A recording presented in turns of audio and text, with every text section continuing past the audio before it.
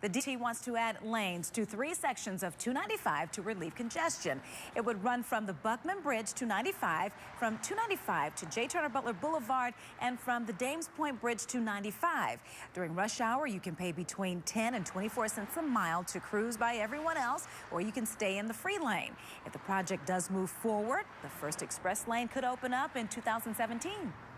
That's a look at the morning rundown. I'm back with more coming up at 8:25 in the morning rush. Mike? All right, Don, thank you so much. Labor disputes over the NFL referees' contract as replacements still taking the fields for the big matchups in the NFL. Some of the calls, the coaches, the players, the fans, everyone upset. I'm joined this morning by attorney and sports agent John Phillips. Good to see you. Good morning. Let's break down the nuts and bolts first of all. Ed Hockley, you spoke to. Everybody knows Big Ed Hockley, yeah, like one of the first main. node. Right. He's one of the main guys.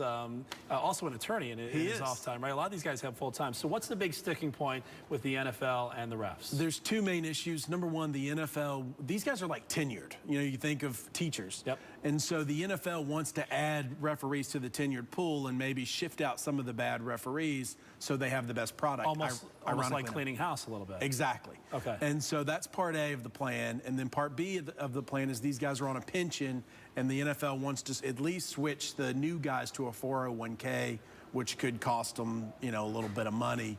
And then there's questions of salary, but that's not really the biggest issue. Well, a lot of these guys, they have full-time jobs in the offseason, so are they really concerned about that? They are, because most of them gave up their pensions because the pensions for the NFL are so lucrative. I mean, these guys make, despite only working 20 weeks a year, they make about $150,000, $170,000 a year. In addition to their day jobs. Right. Ed Hockley said that it's more stressful on the field than it is in the courtroom. He's tried like 200 civil trials. So. Wow. And the great thing about Hockley, too, I mean, he said to you, basically, that they're playing this now out in the public forum. They don't even have to go to court over this. Right. I tried to interview him for Courts and Sports, and he's like, no, we're letting the media and the fans do it. And the Green Bay Packers game was the best fodder for that, you know, fuel to that fire. Yeah, what did you think? What have you been hearing out there? I know you got your radio show that you do every Thursday. Right.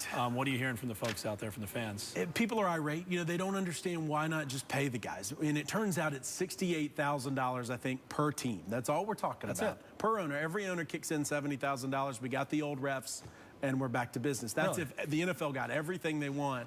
It's only a $68,000. So why the big sticking point? There's got to be some sort of unionized labor dispute. That's exactly. Okay. It's the union. You know, it's the union, and the union's trying to stand its ground like the NFLPA did last lockout and just set the course for the future, because it's gotten to the point that these referees are making a lot of money. They've got big pensions, and they've got all this job security because of the union.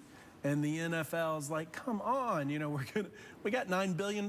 We got to keep all of that. All right. I'm going to play devil's advocate real quick here. I looked through all the games from last weekend. I personally am not up in arms over this stuff, even though it's bad play calling. You've seen it in the past.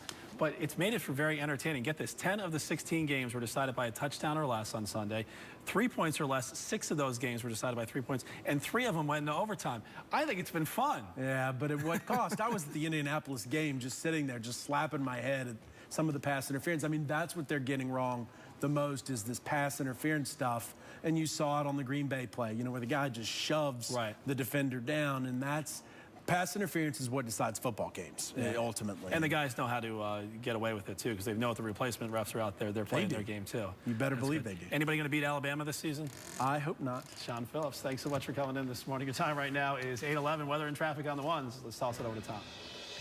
Now your weather and traffic on the ones. All right, let's talk about that rain out there.